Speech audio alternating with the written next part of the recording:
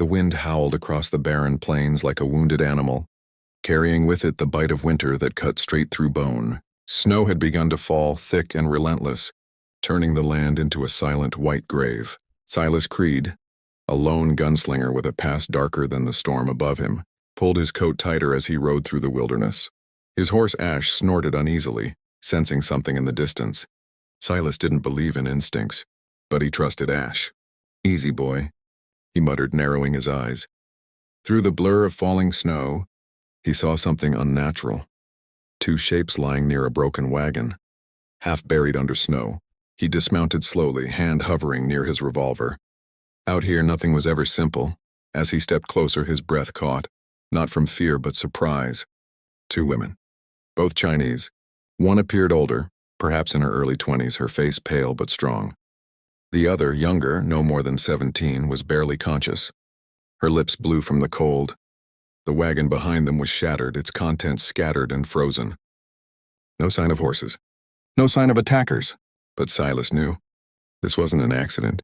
"Damn," he muttered. He knelt down and checked their pulses. Weak but alive. The older one stirred slightly, her eyes fluttering open. Fear flashed across her face as she saw him. "Please," she whispered, her voice trembling. "Don't leave us." Silas hesitated. He wasn't a savior. He wasn't a good man. But something in her voice, something fragile yet stubborn, reminded him of a life he had buried long ago. With a quiet sigh, he removed his coat and wrapped it around the younger girl. "You picked the wrong place to die," he said gruffly. "Come on." A cabin in the wilderness. Silas's cabin stood deep in the woods, hidden from the world, a place built for a man who didn't want to be found. By the time he dragged the women inside, night had swallowed the sky. He lit the fire, the flames crackling to life as warmth slowly returned to the room. The younger girl remained unconscious. The older one sat up weakly, watching him with cautious eyes. "My name was Mei Lin," she said softly. "And she is my sister Lian." Silas nodded once. "Silas?" "No more, no less." Mei Lin glanced around the cabin. "You live here alone?" "Not anymore," he replied. "Secrets and shadows." Days passed. The storm outside refused to ease, trapping them together. Lian slowly recovered, her laughter light and pure, filling the quiet cabin with something Silas hadn't felt in years: life. Mei Lin, however, remained guarded.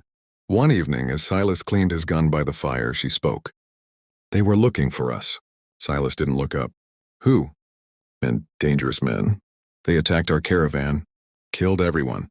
Silas's hand stilled. "And you ran?" Mei Lin nodded. "They want something we have." Silas finally met her gaze. "And what's that?" She hesitated. Then quietly, "Me. The gunslingers passed." Silas wasn't surprised. Trouble had a way of finding him. "What did you do?" he asked. "Nothing," she said firmly. "But my father, he was important. He refused to work with them." Silas leaned back, staring into the fire.